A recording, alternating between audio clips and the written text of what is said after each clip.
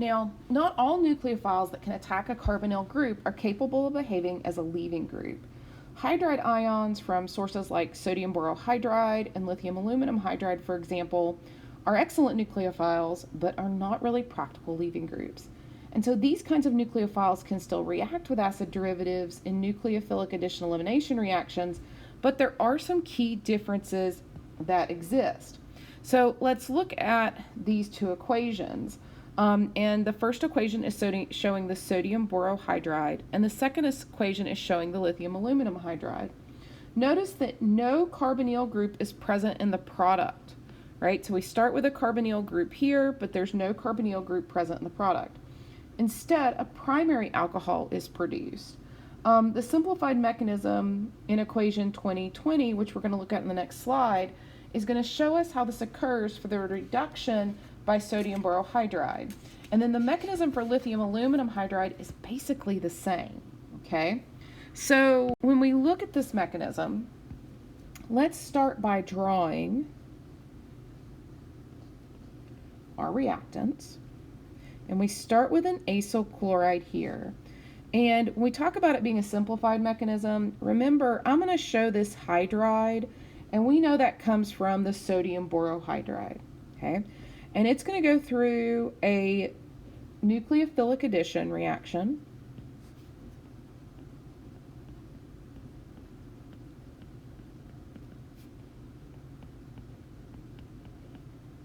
Okay, and we're going to get a tetrahedral intermediate.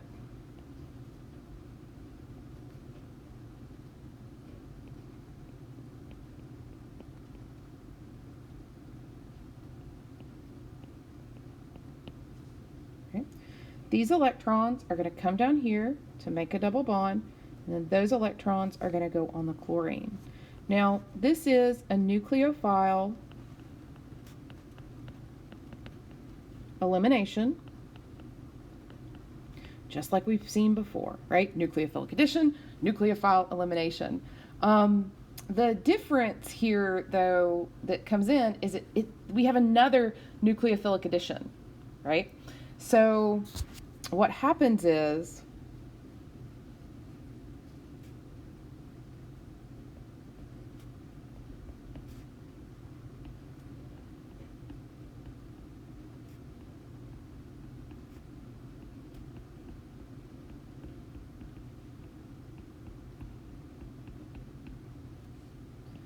these come in here, and those electrons go there.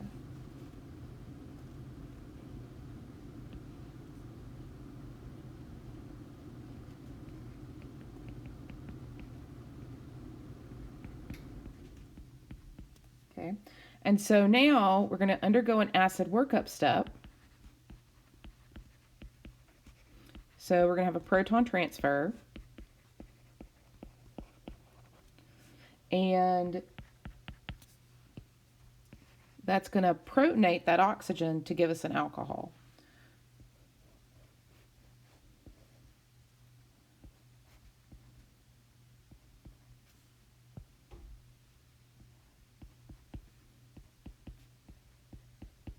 Okay.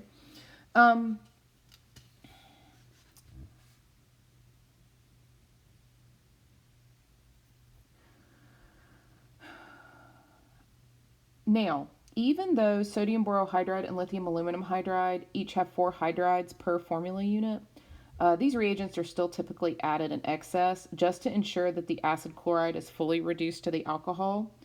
Other acid derivatives and carboxylic acids can undergo hydrides too. So similar to what we see here with acid chlorides, the hydride reduction of an acid derivative or carboxylic acid typically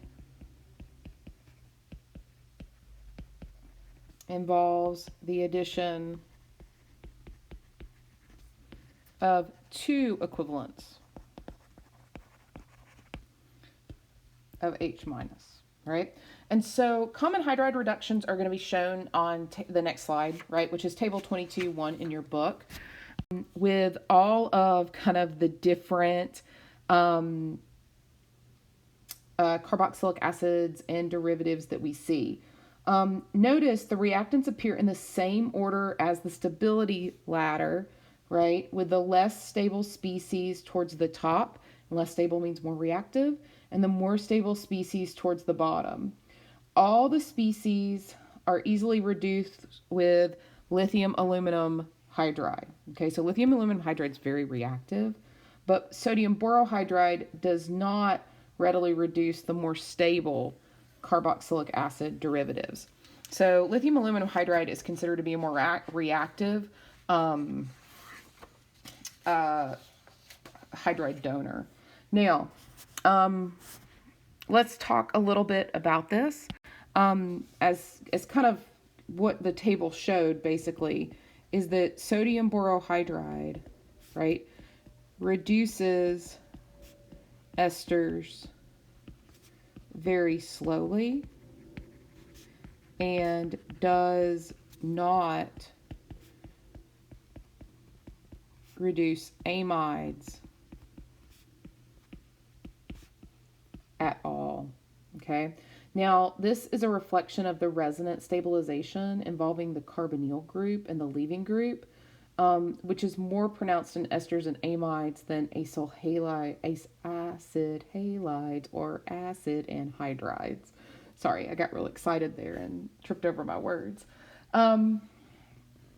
So that being said, we can take advantage of this low reactivity of esters and amides to selectively reduce the more reactive acid derivative. So when we look at this, this is an ester functional group, right? And then we have a ketone functional group. And that ketone functional group is reduced to an alcohol, whereas the ester is all by itself.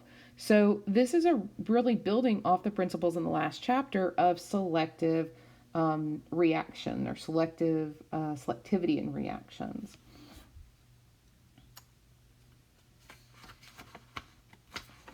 So let's work a practice problem.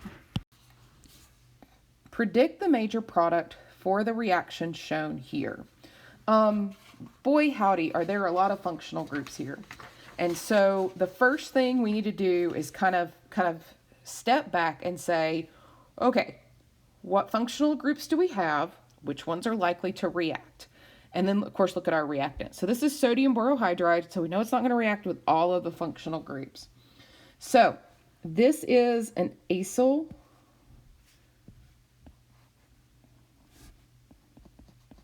chloride right there, okay?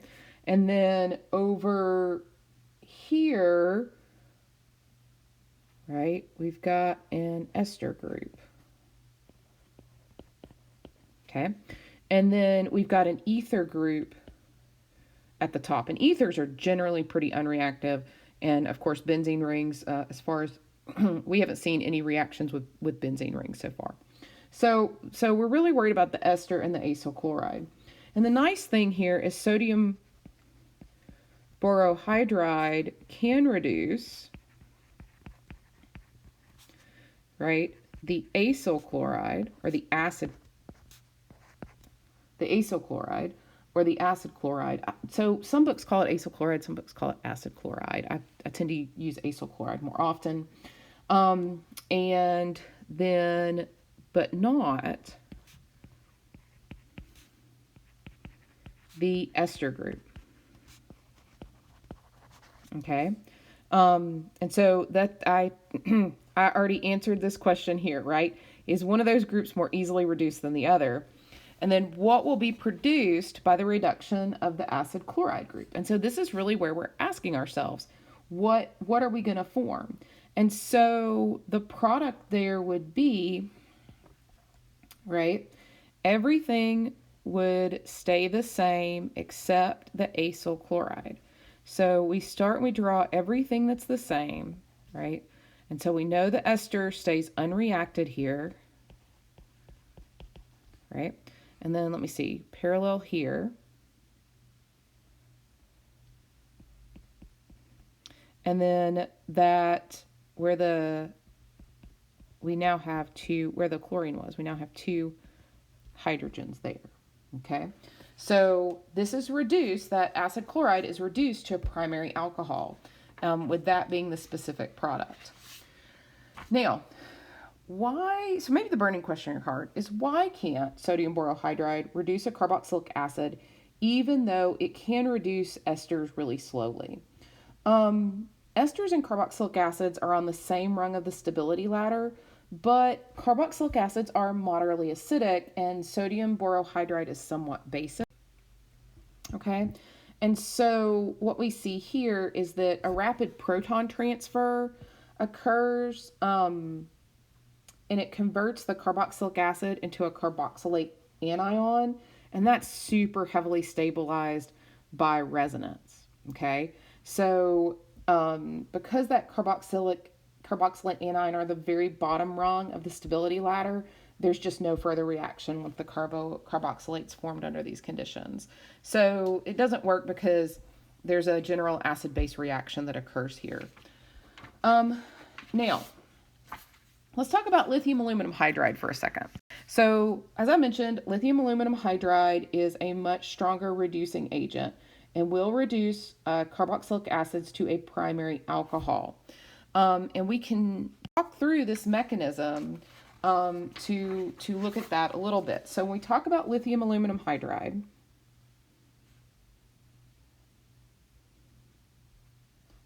let's draw those reactants first.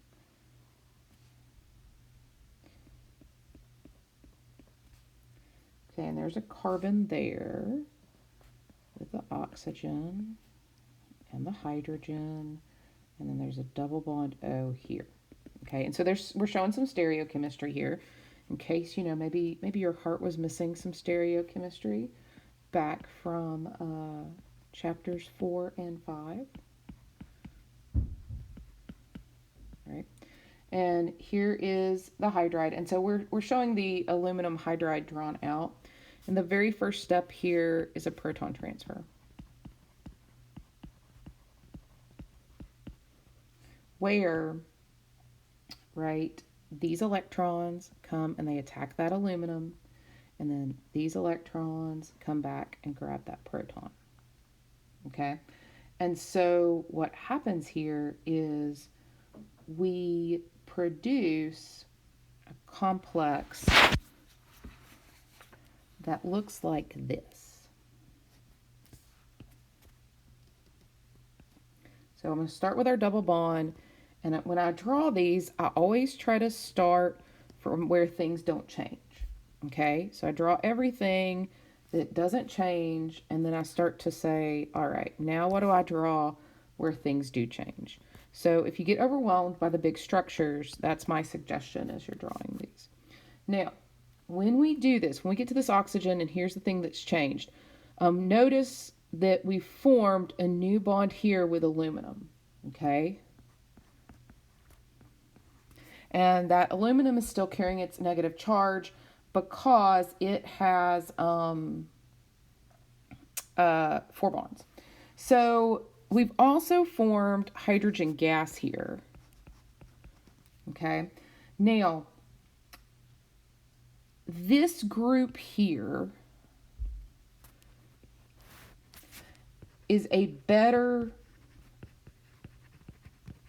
leaving group than O2 minus, which we would have had if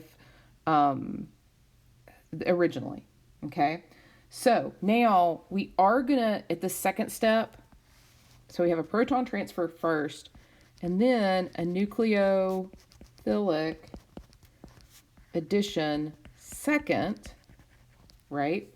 Where I'm going to show the shorthand of the hydride. These electrons are going to come in, they're going to attack that. Those electrons are going to jump up there. Okay, so there's the nucleophilic addition that we're used to.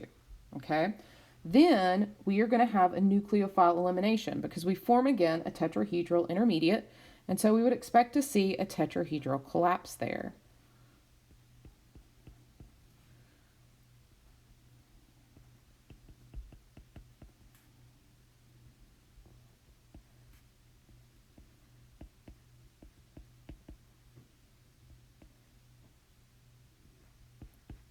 All right, so here's our tetrahedral collapse. These electrons are going to come down. They're going to form a double bond here. And these electrons go here, and that's our leaving group. And so we've had our nucleophile elimination, right? And now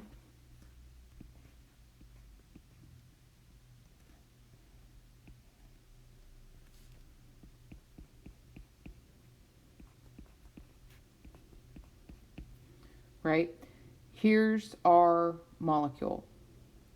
But we know our product's going to be an alcohol here. And so what we find is that this is still really reactive. And so another hydride comes in and we get another nucleophilic addition. So these electrons go in there, right? And those electrons go up on the oxygen.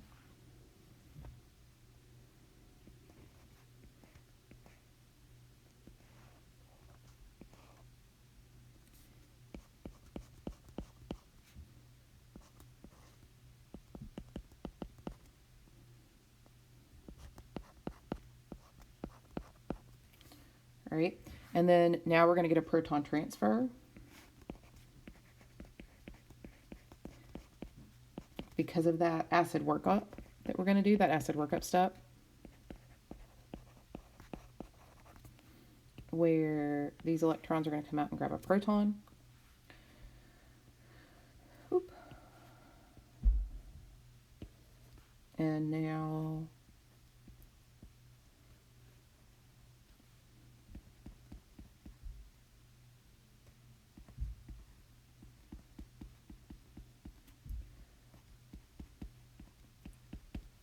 that's our product. So, kind of a more interesting reaction. I want to point out a few things. This sucker right here is really stable because it's resonance stabilized. So if you compare to the mechanism they show in the book, they go ahead and show you the resonance structure there.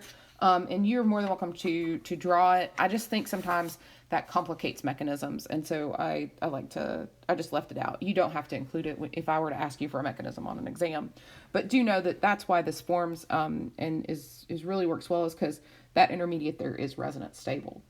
Now, lithium aluminum hydride and sodium borohydride also differ in the way they react with an amide. So when we think about amide, right, sodium borohydride cannot reduce an amide, okay? However, lithium aluminum hydride can, and here's a specific reaction with it. And what we see here is lithium aluminum hydride reduces an amide to an amine. So we're starting with an amide here, and we end up with an amine, okay? It's particularly interesting that the product's an amine because lithium aluminum hydride reduces all of the other acid derivatives to primary alcohols. And this difference stems from the relatively strong oxygen aluminum bond that forms. And so I think that's kind of interesting, right? So let's look at that mechanism. So we're going to start by drawing our products. So if you're ever curious about why we look at the reaction first and then the mechanism, that mimics what happens in the lab. So you get the product first and then use spectroscopy to confirm that you've produced the product. And then you start to look at different reactions, like with rates and stereochemistry, to see what you think the mechanism can be. So I find that to be really interesting. And so this book models that. So what we're going to see here is that this hydride is going to come down here and attack this carbonyl carbon, but this is a concerted reaction because the electrons for this double bond are going to come up here and attack that aluminum. And so this first step is a nucleophilic addition. Okay.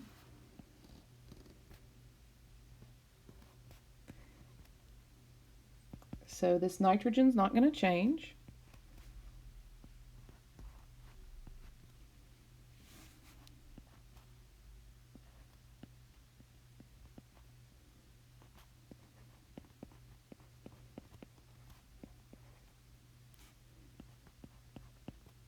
Okay, and this here is going to be our leaving group. Okay, and so what we find is that this is where we're going to have our nucleophile elimination, but it's a different type of nucleophile elimination. So it's actually the electrons on this nitrogen that come here and they make a double bond, and then they eliminate that oxygen group where it's shown there in blue. So still nucleophilic addition and still nucleophile elimination, right? But just the nucleophile elimination looks a little different. It's not with that oxygen like we've seen all along. And so this leaves us here with a nitrogen.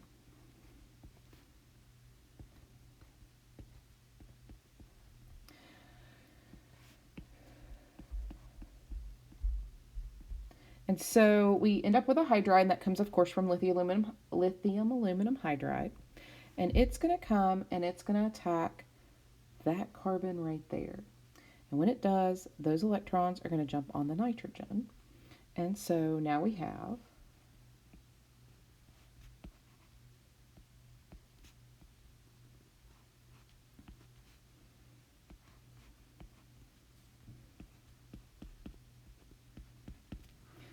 that. So,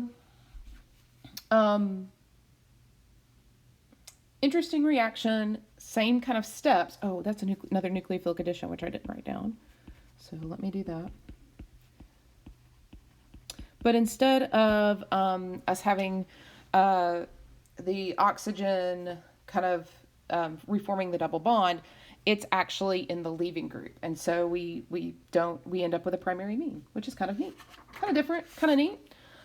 You know what else is kind of different and kind of neat? Is in the next screencast, we are going to look at some specialized reducing agents and see how they work. So stay tuned.